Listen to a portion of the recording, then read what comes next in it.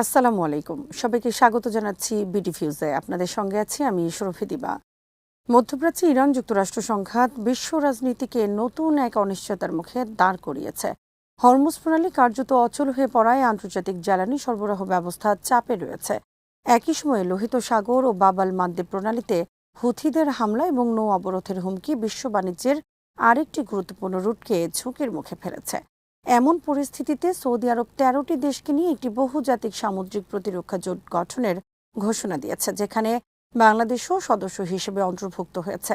এই সিদ্ধান্ত বাংলাদেশের জন্য যেমন নতুন কৌশলগত সম্ভাবনা তৈরি করছে, তেমনি জটিল কূটনৈতিক ও নিরাপত্তাগত প্রশ্নও সামনে আনছে। আরও বিস্তারিত থাকছে ওয়াহিদ ফারুকীর প্রতিবেদনে।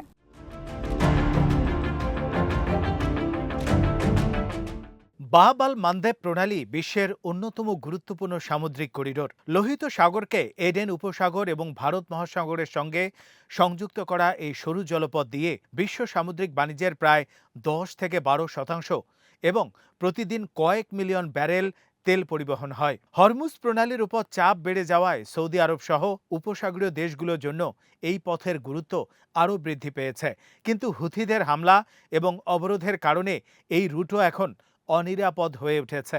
ফলে নৌ চলাচলে নিরাপত্তা নিশ্চিত করতে সৌদি আরবের এই উদ্যোগকে অনেকেই বাস্তবসম্মত কৌশল হিসেবে মনে করছেন।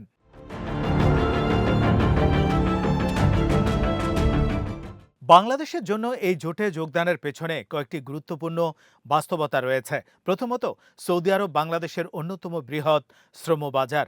25 লাখেরও বেশি বাংলাদেশি সেখানে কর্মরত এবং প্রতি বছর বিপুল পরিমাণে বৈদেশিক মুদ্রা দেশে পাঠান।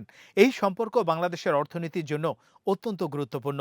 ফলে সৌদি আরবের কৌশলগত অনুরোধ উপেক্ষা করা সহজ নয়। দ্বিতীয়ত, নৌবাহিনীর সক্ষমতা বৃদ্ধির ক্ষেত্রেও এই জোট বাংলাদেশের জন্য একটি সুযোগ হতে পারে। যৌথ মহড়া, গোয়েন্দা তথ্য বিনিময়, সমুদ্র টহল, আধুনিক নৌযুদ্ধ কৌশল এবং সাবমেরিন বিরোধী অপারেশনের মতো বিষয়ে বাস্তব অভিজ্ঞতা অর্জনের সুযোগ তৈরি হবে। তুরস্ক, পাকিস্তান ও মিশরের মতো দেশের সঙ্গে সমন্বিতভাবে কাজ করলে বাংলাদেশের নৌ সক্ষমতা আরও শক্তিশালী হতে পারে।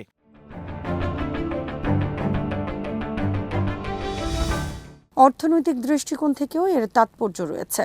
লোহিত সাগর নিরাপদ থাকলে বাংলাদেশের রপ্তানি পণ্য পরিবহন এবং জ্বালানি আমদানি উভয়ই সুবিধাজনক হবে। পাশাপাশি পূর্ব আফ্রিকার বাজারে বাংলাদেশি পণ্যের প্রবেশ এবং জনশক্তি রপ্তানির নতুন সুযোগ সৃষ্টি হওয়ার সম্ভাবনাও উড়িয়ে দেওয়া যায় না। তবে সম্ভাবনার পাশাপাশি ঝুঁকিও কম নয়। সবচেয়ে বড় উদ্বেগ ইরানের সঙ্গে বাংলাদেশের সম্পর্ক নিয়ে। দীর্ঘদিন ধরেই বাংলাদেশ মধ্যপ্রাচ্যের প্রতিদ্বন্দ্বী শক্তিগুলোর মধ্যে ভারসাম্যপূর্ণ পররাষ্ট্রনীতি অনুসরণ করে এসেছে। কিন্তু সৌদি নেতৃত্বাধীন সামরিক জোটে অংশগ্রহণকে তেহরান কিভাবে মূল্যায়ন করবে সেটিও গুরুত্বপূর্ণ প্রশ্ন।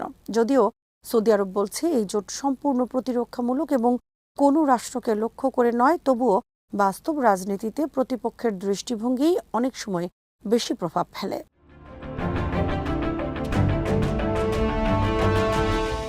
আরেকটি বড় ঝুঁকি নিরাপত্তা। এই জোট জাতিসংঘের শান্তিরক্ষা মিশনের মতো নয়, বরং একটি সংঘাতপূর্ণ অঞ্চলে পরিচালিত সামরিক উদ্যোগ। ফলে সেখানে দায়িত্ব পালনকারী বাংলাদেশি নৌ সদস্যরা সরাসরি হামলার ঝুঁকিতে পড়তে পারেন।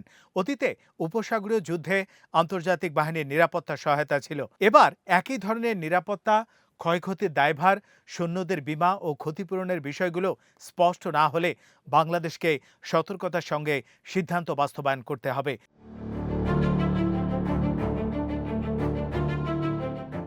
এছাড়া বাংলাদেশের নিরপেক্ষ পররাষ্ট্র নীতিও নতুন পরীক্ষার মুখে পড়তে পারে।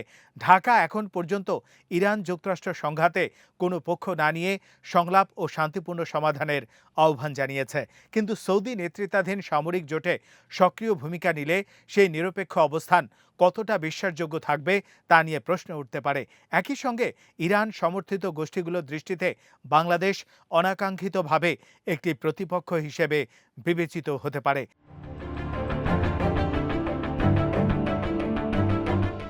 তাই বাংলাদেশের সামনে এখন সবচেয়ে গুরুত্বপূর্ণ বিষয় হলো কৌশলগত ভারসাম্য বজায় রাখা।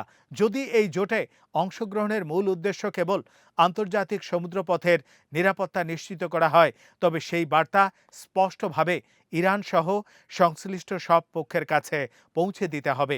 একই সঙ্গে অংশগ্রহণের শর্ত, দায়িত্বের পরিধি, নিরাপত্তা নিশ্চয়তা এবং রাজনৈতিক সীমারেখা স্পষ্ট করাও জরুরি।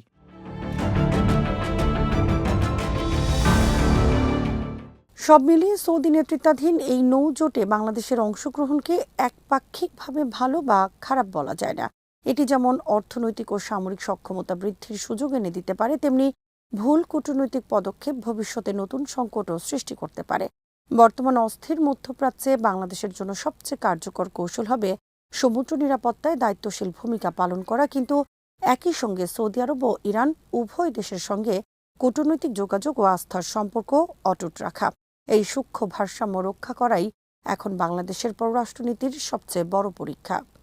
আজ এখানেই শেষ করছি। সবাই ভালো থাকুন, সুস্থ থাকুন আর দেখতে থাকুন বিডিভিউজ। চ্যানেলটি ভালো লাগলে সাবস্ক্রাইব করুন।